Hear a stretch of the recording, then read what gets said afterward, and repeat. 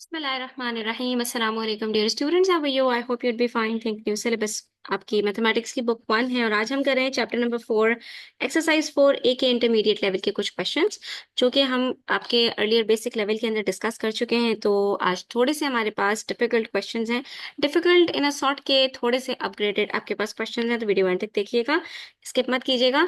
इसमें सबसे पहले क्वेश्चन के अंदर आपके पास कुछ स्टेटमेंट्स हैं और इन स्टेटमेंट्स के अंदर आपने आइडेंटिफाई करना है कि if one of the quantity is represented by positive और negative integer, how the second quantity would be represented by. ठीक है, तो ये सिंपल है, आपको पता है, ये चीज आप अच्छी तरह से पढ़ चुके हैं कि इंटीजर्स के अंदर हम ऑपोजिट्स के साथ डील कर रहे होते हैं।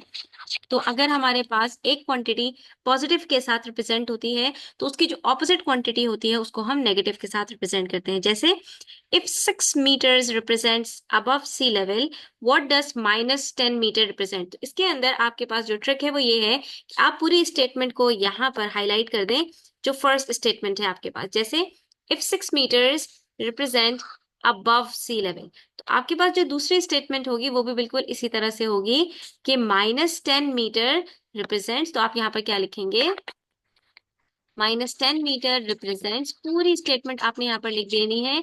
सिर्फ जहां पर आपके पास कोई ऐसा वर्ड आएगा कि जहां पर आप अपना जो वर्ड है उसका ऑपोजिट लिख सकते हैं, तो वहां पर आपने उसको ऑपोजिट कर देना है। जैसे minus positive 6 meters represents above sea level.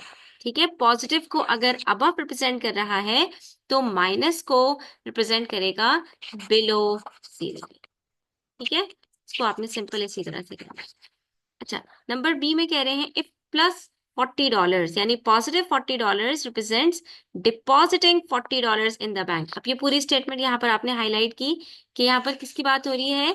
Depositing $40 in the bank. ठीक है, तो अब डिपॉजिट का ऑपोजिट क्या होता है?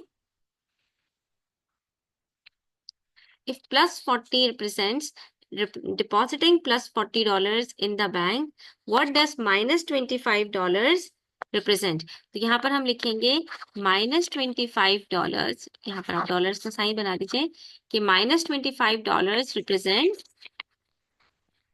डिपॉजिट कहते हैं बैंक में पैसे जमा कराना और उसका ऑपोजिट होता है विड्रॉल।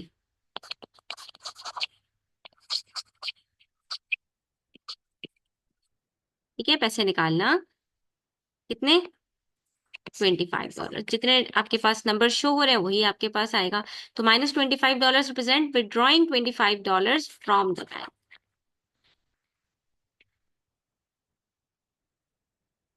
ठीक है, अच्छा, उसके बाद पार्ट सी में आपसे कह रहे हैं if -60 represents a clockwise rotation of 60।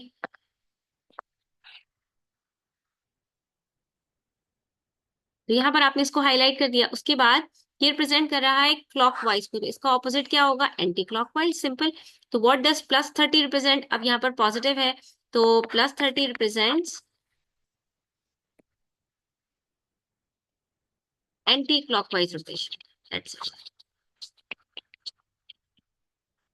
जिस चीज से भी आपकी रिप्रेजेंटेशन हो रही होगी आपने बस उसका ऑपोजिट वर्ड यहाँ पर लिख देना है। ये कुछ टर्म्स हैं, अगर आप इनको अच्छी तरह से रिपीट करेंगे, रिवाइज करेंगे, तो ये आपको खुद ब खुद याद हो जाएगी। ठीक है, तो अगर नेगेटिव क्लॉकवाइज को शो कर रहा है तो पॉजिटिव एंटी क्लॉकवाइज को शो करेगा। अगर पॉजिटिव क्लॉकवाइज को शो कर रहा होता तो नेगेटिव एंटी क्लॉकवाइज को रिप्रेजेंट करता। ठीक है, बस इस चीज का आपने यहाँ पर ध्यान रखना है। Similarly if A score of +2 represents an increment, +2 को इंक्रीमेंट शो कर रहा है। ठीक है, सॉरी, इंक्रीमेंट को पॉजिटिव साइन शो कर रही है, ये आप देख सकते हैं। ठीक है, टेस्ट के अंदर अगर आपके 2 मार्क्स इंक्रीज हुए हैं तो उस वो इसका मतलब है कि उसमें आपके +2 हो गए। तो इसका मतलब ये हुआ कि अगर आपके मार्क्स नेगेटिव हो रहे हैं तो आपके वहां पर क्या होगा कि वो आपके रिड्यूस हो रहे होंगे, डिक्रीज हो रहे होंगे। ठीक है, तो आप यहाँ पर क्या लिखोगे?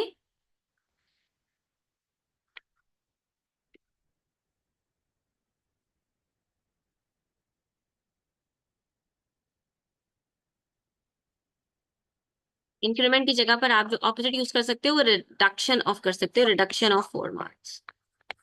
ठीक है, यहाँ पर आपने इसको इस तरह से सॉल्व कर लिया। बस ये आपका इस तरह से हो गया सिंपल। तो जहां पर आपके पास अबव और बिलो सी लेवल की बात आएगी तो वहां पर एक जगह अबव होगा और वहां पर एक जगह बिलो होगा। ठीक है। इसी तरह से जहां पर इंक्रीज की बात आएगी तो उसका ऑपोजिट आपके पास डिक्रीज होगा। जहां पर डिपॉजिट की बात आएगी वहां पर उसका ऑपोजिट विड्रॉल होगा।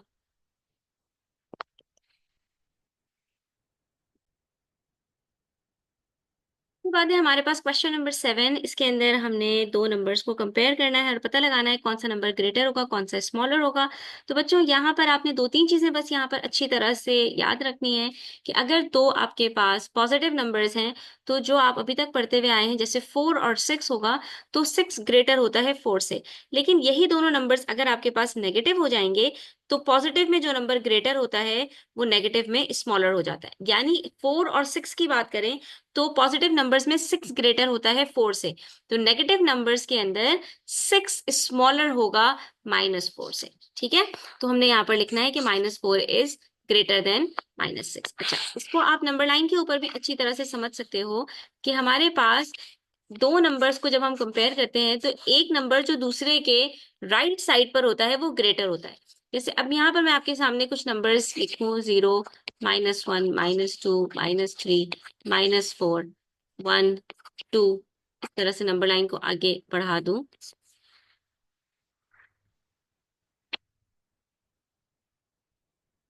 तो देखो बच्चों, नंबर लाइन के ऊपर हम कोई से भी दो नंबर्स को उठा लें। जैसे मैं बात करूं 0 और 2 की, तो सिंस 2 जो है वो 0 के राइट साइड पर है तो 2 इज ग्रेटर देन 0। ठीक है। और 0 क्योंकि 2 के लेफ्ट साइड पर है यानी 2 से पहले है तो 0 इज स्मॉलर देन 2। ठीक है। लेकिन जब पॉजिटिव नंबर्स की बात आती है तो 0 तमाम पॉजिटिव नंबर्स से स्मॉलर होता है। लेकिन क्योंकि all the negative numbers are on the left of 0, therefore all the negative numbers are smaller than 0। तो आप यही कहेंगे कि 0 is greater than all the negative numbers। जितने भी नेगेटिव नंबर्स हैं वो सब 0 से छोटे होते हैं। ठीक है। इसी तरह से आप देख सकते हैं कि हमारे पास जो सबसे ग्रेटेस्ट नेगेटिव नंबर है वो -1 है। जैसे पॉजिटिव नंबर्स में 1 सबसे स्मॉलेस्ट नंबर है, स्मॉलेस्ट पॉजिटिव नंबर है, इसी तरह से नेगेटिव नंबर्स के अंदर -1 is the greatest among all. आप यहाँ पे ये भी लिख सकते हैं -1 is the greatest negative number, सबसे बड़ा नेगेटिव नंबर है। या आप यहाँ पर नेगेटिव इंटीजर लिखें तो ज्यादा बेहतर बात होगी क्योंकि नेगेटिव नंबर्स के अंदर हमारे पास फ्रैक्शंस और डेसिमल्स आ जाते हैं और -1 और 0 के बीच में भी हमारे पास फ्रैक्शंस और डेसिमल्स आते हैं। ठीक है। तो अब यहाँ पर -1 इज ग्रेटर देन -2, हालांकि पॉजिटिव नंबर्स में 1 इज स्मॉलर देन 2 होता है। अब यहाँ पर उल्टी गिनती चलती है कि जो पॉजिटिव में छोटा होता है वो नेगेटिव में बड़ा नंबर हो जाता है। इसी तरह से -11 और -11.5, तो 11 और 11.5 में से 11 और 11.5 में से 11.5 इज ग्रेटर देन 11, तो नेगेटिव के अंदर -11 वुड बी ग्रेटर देन -11.5। अच्छा, उसके बाद बारी आती है फ्रैक्शंस की। तो जब भी दो फ्रैक्शंस को आपने कंपेयर करना है तो एक चीज को ध्यान में रखना है कि इनके डिनोमिनेटर्स हमेशा सेम होने चाहिए। अब यहाँ पर तो हमारे पास दोनों यूनिट फ्रैक्शंस है, 1/5, 1/3, दोनों के न्यूमिनेटर सेम है। तो यूनिट फ्रैक्शंस के अंदर याद रखो कि जिसका डिनोमिनेटर छोटा होता है वो ग्रेटर फ्रैक्शन होता है, यानी 1/3 इज ग्रेटर देन 1/5। ठीक है। और अगर ये बात मुश्किल लगती है आप सिंपली क्या करेंगे, 1/5 के अंदर दोनों न्यूमिनेटर डिनोमिनेटर को 3 से मल्टीप्लाई कर लें और 1/3 के अंदर दोनों डिनोमिनेटर न्यूमिनेटर को 5 से मल्टीप्लाई कर लें। ये सबसे इजीएस्ट मेथड होता है फ्रैक्शंस को कंपेयर करने का कि आपके पास जब दोनों डिनोमिनेटर सेम होंगे तो आप इजीली कंपेयर कर सकते हैं कि which one is greater and which one is smaller. आप देख सकते हैं कि दोनों डिनोमिनेटर्स 15 सेम हो चुके हैं, तो अब हम आराम से बता सकते हैं कि 5/15 इज ग्रेटर देन 3/15। इसका मतलब है कि 1/3 हमारे पास ग्रेटर है। एक और चीज आप लोगों को, ये आप फिगर से भी इसकी रिप्रेजेंटेशन देख सकते हैं कि मेरे पास दो चॉकलेट बार्स हैं, एक के अंदर मैं 3 इक्वल पीसेस करती हूँ और एक के अंदर मैं 5 इक्वल पीसेस करती हूँ। तो आप देख सकते हैं कि 1/3 हमारे पास 1/5 से ग्रेटर है। यानी जिसमें मैंने चॉकलेट के 3 पीसेस किए उसमें से मुझे एक पीस मिल जाए और जिसमें मैंने चॉकलेट के 5 पीसेस किए उसमें से मुझे एक पीस मिल जाए, तो जो पीस 1/3 में मिलेगा वो ग्रेटर होगा 1/5 के जो है 1 पीस से। ठीक है, तो ये अब आपको जो भी मेथड इसके अंदर इजी लगता है आप यहाँ पर उस मेथड से इसको सॉल्व कर सकते हैं। ठीक है, उसके बाद बात आती है नेगेटिव फ्रैक्शंस के अंदर। तो जो रूल हम नंबर्स में फॉलो करते हैं वही फ्रैक्शंस में भी फॉलो होता है कि अगर हमारे पास दो फ्रैक्शंस हैं, दोनों पॉजिटिव होते तो कौन सा ग्रेटर होता? तो नेगेटिव में उसके ऑपोजिट हो जाएगा, जो ग्रेटर था वो अब स्मॉलर हो जाएगा। तो 1/3 और -5/6 को भी हम इसी तरह से कंपेयर करेंगे, दोनों को पॉजिटिव कर लेते हैं और इनके डिनोमिनेटर्स को सेम बना लेते हैं। एक 3 है, दूसरा 6 है, तो यहाँ पर अगर मैं 3 को भी 2 से मल्टीप्लाई कर दूं तो ये भी 6 बन जाएगा और इट विल बिकम 2/6 और ये है 5/6। दोनों डिनोमिनेटर सेम है, अब हम कह सकते हैं कि 5/6 इज ग्रेटर देन 2/6। लेकिन ये कहां पर है? जब दोनों पॉजिटिव हो। तो नेगेटिव में क्या होगा? -1/3 वुड बिकम ग्रेटर देन -5/6। जो स्मॉलर होता है पॉजिटिव में वो नेगेटिव में आपके पास ग्रेटर हो जाता है। ठीक है, बस इस चीज को आपने यहाँ पर अच्छी तरह से याद रखना है। चलो बच्चों, उसके बाद जो आपके पास क्वेश्चन है ये हम कर चुके हैं। क्वेश्चन नंबर 4 के अंदर भी उसी का थोड़ा सा एडवांस वर्जन है कि अब आपके पास कुछ नंबर्स हैं, फ्रैक्शंस भी हैं, डेसिमल्स भी हैं, पॉजिटिव भी हैं, नेगेटिव भी हैं। आपको इसको नंबर लाइन के ऊपर जो है वो मार्क करना है। ठीक है, तो सबसे पहले तो हम यहाँ पर नंबर लाइन एक मार्क बना लेते हैं और इसके अंदर 0 को हम मार्क कर देते हैं। ठीक है, उसके बाद कुछ थोड़े से फासले पर नंबर्स भी हम यहाँ पर अपने पास लिख देते हैं। ठीक है, अच्छा जी, अब ये तो हो गई बात कि हमने नंबर लाइन यहाँ पर ड्रॉ कर ली है। अब जब बात आती है फ्रैक्शंस की कि फ्रैक्शंस को हम किस तरह से मार्क करेंगे, तो फ्रैक्शन के अंदर आपने सिर्फ एक चीज का ध्यान रखना है कि आपके पास यहाँ पर कोई होल नंबर है या नहीं। -1/3 की बात करें तो ये एक नेगेटिव नंबर है, इसका मतलब है 0 से पहले आएगा। लेकिन कौन से दो नंबर्स के बीच में आएगा, इसके लिए आप इसका होल नंबर देखेंगे। सिंस यहाँ पर हमारे पास कोई होल नंबर नहीं है, सिर्फ एक न्यूमरेटर है, एक डिनोमिनेटर है, ये एक प्रॉपर फ्रैक्शन है, तो इसको हम मार्क करेंगे 0 और -1 के बीच में। ये बात मैं बार बार रिपीट करती हूँ कि वो तमाम फ्रैक्शंस जिसका कोई होल नंबर नहीं होता, अगर वो पॉजिटिव है तो उसको 0 और 1 के बीच में मार्क किया जाएगा, और अगर वो नेगेटिव है तो उसको 0 और -1 के बीच में मार्क किया जाएगा। अक्सर बच्चे यहाँ पर कंफ्यूज हो जाते हैं, वो न्यूमरेटर को देखते हैं और न्यूमरेटर के अकॉर्डिंग, जो भी न्यूमरेटर होता है उसके अकॉर्डिंग उसको जो है वो नंबर लाइन के ऊपर मार्क कर देते हैं, जो कि गलत हो जाता है। ठीक है, तो इस चीज की आप प्रैक्टिस करेंगे तो ये चीज आपको खुद ब खुद याद हो जाएगी कि जब मेरे पास कोई होल नंबर होगा, जैसे 1/3/8, यहाँ पर हमारे पास 1 होल है, तो इसको हम 1 और 2 के बीच में मार्क करेंगे। लेकिन -1/3 को हम 1 और 2 के बीच में मार्क नहीं करेंगे, 0 और -1 के बीच में मार्क करेंगे। अब मार्क कैसे करें इसको बच्चों? तो इसके लिए बहुत ही सिंपल सी बात है, जो आपके पास डिनोमिनेटर्स हैं उसके अकॉर्डिंग आपने यहाँ पर सेक्शंस बना लेते हैं। यानी डिनोमिनेटर 3 है तो हमने 3 सेक्शंस बनाए। और -1 को कहाँ से मार्क करेंगे? तो जब हम नेगेटिव नंबर्स में जा रहे होते हैं तो हम राइट टू लेफ्ट जाते हैं, यानी बैकवर्ड्स हम मूव कर रहे होते हैं इस तरफ। ठीक है, तो -1 हमारे पास यहाँ पर आएगा -1/3। ठीक है, उसके बाद यहाँ पर आएगा -2/3 और ये -3/3 इक्विवेलेंट होगा -1 होल के। ठीक है, इस तरह से हमने इसको मार्क करना है। अच्छा, उसके बाद बारी आती है 2.5 की। डेसिमल में है नंबर, पॉजिटिव है, तो ये कहाँ पर आएगा? इसके अंदर हमने देखना होता है डेसिमल से पहले हमारे पास क्या नंबर है। तो डेसिमल से पहले हमारे पास 2 है, इसको हम कहाँ पर मार्क करेंगे? 2 और 3, +2 और +3 के बीच में मार्क करेंगे। अब कैसे मार्क करेंगे? तो डेसिमल के अंदर जो फर्स्ट डेसिमल प्लेस होती है उसको आपने देखना होता है, और इसमें आप टोटल 10 सेक्शंस बनाए अगर, तो 2.5 बिल्कुल मिडिल में आएगा आपके पास। तो ये आपके पास हो गया 2.5, बिकॉज 2.5 आपके पास एग्जैक्ट मिड में होता है 2 और 3 के। 2.1, 2.2, 2.3, 2.4, 2.5, 2.6, 2.7, 2.8, 2.9 और फिर 3.0। तो इसलिए 2.5 एग्जैक्टली मिड वे होता है 2 और 3 के, तो हमने इसको मार्क कर दिया बीच में। अगर ये 2.6 होता तो हम इसको यहाँ पे मार्क करते, 2.7 होता है तो यहाँ मार्क करते, 2.8 होता तो यहाँ मार्क करते, 2.9 होता तो यहाँ मार्क करते। इसी तरह 2.4 होता तो 2.5 से पहले यहाँ मार्क करते, 2.1 होता तो यहाँ मार्क करते, 2.2 होता तो यहाँ मार्क करते, 2.3 होता तो यहाँ इस तरह से मार्क कर देते। ठीक है, लेकिन ये बिल्कुल बीच में है तो ये हमने बिल्कुल बीच में मार्क कर दिया 2.5। उसके बाद 1/3/8 की बारी आती है, तो वही बात मैंने आपको बताई थी कि इसके अंदर होल नंबर देखेंगे। होल नंबर 1 है, पॉजिटिव 1 है, तो ये 1 और 2 के बीच में मार्क होगा। कैसे मार्क होगा? अब डिनोमिनेटर देखते हैं, तो 8 हमारे पास यहाँ पर सेक्शंस बन रहे हैं, हमने भी 8 सेक्शंस में इसको डिवाइड कर दिया, और उसके बाद फिर हम 1 से स्टार्ट करेंगे। 3/8 कहाँ पर आएगा? 1 होल 1/8, 1 होल 2/8, 1 होल 3/8 हमारे पास यहाँ पर मार्क हो जाएगा। सिंपल। तो जब पॉजिटिव नंबर्स की बात आएगी तो आपने लेफ्ट टू राइट मूव करना है, ठीक है, और नेगेटिव नंबर्स की बात आएगी तो लेफ्ट टू राइट मूव करना है नंबर्स को मार्क करने के लिए। उसके बाद 1 होल है, तो 1 होल तो ये एज इट इज हमारे पास हो गया, और फिर आता है -0.2। अब देखो ये डेसिमल नंबर है, नेगेटिव है, इसमें हमारे पास पॉइंट से पहले कोई भी नंबर नहीं है, तो ये कहाँ मार्क होगा? 0 और -1 के बीच में।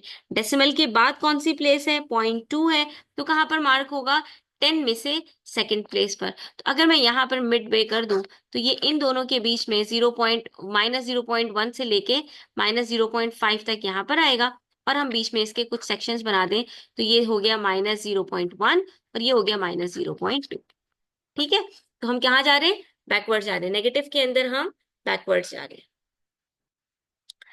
ठीक है, अच्छा, उसके बाद बारी आती है हमारे पास यहाँ पर 0.11। ठीक है, 0.11।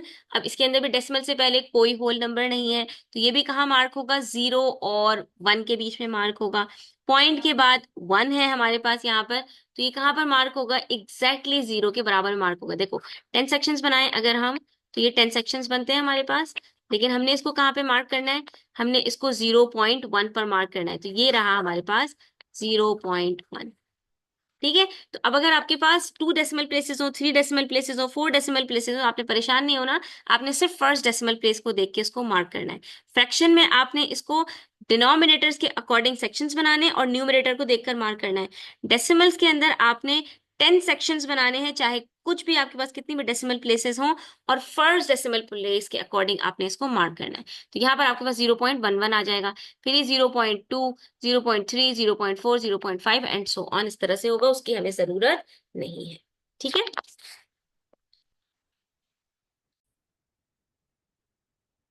बाद नंबर लाइन के ऊपर पार्ट बी में आपसे कह रहे हैं पॉजिटिव ऑड इंटीजर्स को आपने मार्क करना है जो कि लेस देन 20 हो। यहाँ पर कौन कौन से लिमिटेशन है, सबसे पहले उसको देख लेते हैं।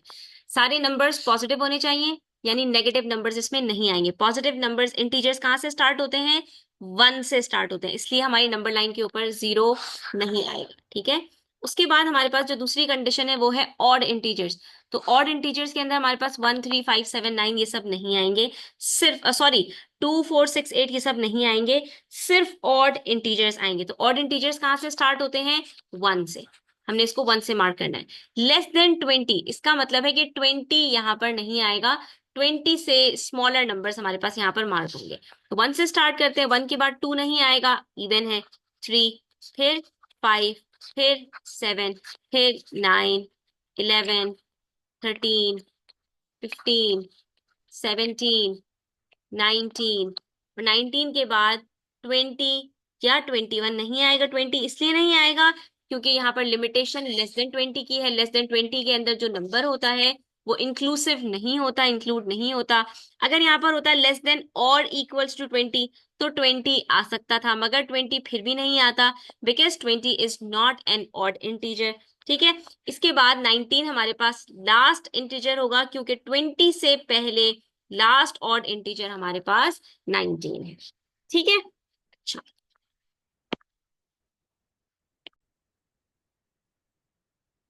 बात देखिए पार्ट सी, उसमें कह रहे हैं प्राइम नंबर्स मोर देन और equals to 2 but less than 10। ठीक है, अब प्राइम नंबर्स की जब बात आती है तो सबसे पहले तो ये पता होना चाहिए कि प्राइम नंबर्स कहते किसको है। प्राइम नंबर्स उनको कहते हैं कि जो जिनके सिर्फ 2 फैक्टर्स हों, ठीक है, जो सिर्फ 2 नंबर्स के टेबल्स में आते हों और बाकी किसी से डिवाइड ना हो सकते हो। कहाँ से प्राइम नंबर से स्टार्ट होते हैं? 2 से स्टार्ट होते हैं। 2 is the only even prime number, ये चीजें हम डिस्कस कर चुके हैं कि 2 के अलावा कोई भी इवन नंबर प्राइम नहीं होता, क्योंकि 2 के बाद जितने इवन नंबर्स हैं वो सब के सब 2 के टेबल में आते हैं। और प्राइम नंबर्स उनको कहते हैं जो सिर्फ 1 के टेबल में आता हो या अपने टेबल में आता हो, इसके अलावा किसी से डिवाइड नहीं हो सकता, किसी के टेबल में नहीं आता। तो प्राइम नंबर्स हमारे पास 2 से स्टार्ट होते हैं और इंफिनिटी तक जाते हैं। 2, 3, 5, 7, उसके बाद 9 हमारे पास प्राइम नंबर नहीं है। क्यों? क्योंकि 9 3 के टेबल में आता है अपार्ट फ्रॉम 1 इन इटसेल्फ। फिर 11, 13, 17, 19, 23, ये सब हमारे पास प्राइम नंबर्स हैं। अब हमारे पास यहाँ पर कह रहे हैं प्राइम नंबर्स आपने नंबर लाइन पर मार्क करना है जो कि मोर देन और इक्वल टू 2 हो। मोर देन और इक्वल टू 2 का मतलब क्या है कि इसके अंदर 2 आपका इंक्लूडेड होगा, यानी 2 से ग्रेटर हो या 2 के बराबर हो। तो इसमें ऐसे स्टेटमेंट के अंदर जहां पर सिर्फ मोर देन या लेस देन ना हो बल्कि और इक्वल्स टू का वर्ड भी यूज हो रहा हो, तो वहां पर जो गिवन नंबर होता है, गिवन लिमिट होती है, वो भी इंक्लूसिव होती है। ठीक है, तो हम कहां से स्टार्ट करेंगे? 2 से स्टार्ट करेंगे। क्यों? क्योंकि 2 इज अ प्राइम नंबर। ठीक है, 2 से स्टार्ट किया हमने, जाना कहां तक है? But less than 10। Less than 10 का मतलब है कि 10 से पहले जो आखिरी प्राइम नंबर है वहां तक हमने लिखना है। तो 2 के बाद आता है 3 भी प्राइम नंबर है, फिर 4 प्राइम नंबर नहीं है, इवन भी है। कि इवन नंबर्स को तो आप छोड़ ही दें, सिर्फ ऑड नंबर्स में देखना है कि कौन से प्राइम है कौन से प्राइम नहीं है, कॉम्पोजिट है। 3 के बाद 5 भी आएगा यहाँ पर क्योंकि 5 भी प्राइम नंबर है। ठीक है, 5 के बाद 7, यस 7 भी आएगा क्योंकि 7 भी प्राइम नंबर है। 7 के बाद 9 नहीं आ सकता क्योंकि 9 कॉम्पोजिट नंबर है। 1 और 9 के अलावा ये 3 के टेबल में भी आता है। ठीक है, तो उसके बाद फिर 11 आ नहीं सकता क्योंकि हमने यहाँ पर 10 से पहले पहले वाले नंबर्स लिखने थे। तो हमारे पास इस नंबर लाइन के ऊपर सिर्फ कुल मिलाकर 4 डिजिट्स आ जाएंगे। अच्छा, उसके बाद हमारे पास पार्ट डी है। पार्ट डी में हमसे कह रहे हैं अब नंबर लाइन के ऊपर आपको common positive factors of 12 and 16 लिखने। सबसे पहली बात ये कि जो आप चैप्टर नंबर 1 के अंदर चीजें पढ़कर आए हैं, prime numbers, composite numbers, even numbers, odd numbers, factors, multiples, वो सारी चीजें अब आपकी यहाँ पर एप्लीकेबल होंगी। ठीक है, इंटीजर्स के अंदर भी अप्लाई होंगी, सेट्स में जाओगे सेट्स में भी अप्लाई होंगी, और फिर आपके और भी जगह पर ये सारी चीजें काम आती हैं, फ्रैक्शंस वगैरह के अंदर भी। ठीक है, तो इसके ऊपर आपकी ग्रिप अच्छी होनी चाहिए। Positive factors, common positive factors का मतलब है आपको यहाँ पर HCF कैलकुलेट करना है। HCF भी नहीं बल्कि यहाँ पर सिर्फ कॉमन फैक्टर्स की बात हो रही है, हाईएस्ट फैक्टर्स की बात नहीं हो रही। तो हम सबसे पहले तो क्या करेंगे कि हम 12 के और 16 के फैक्टर्स कैलकुलेट कर लेंगे। ठीक है, तो इस तरह हमें आसानी हो जाएगी। 12 के फैक्टर्स हमारे पास कौन कौन से आते हैं?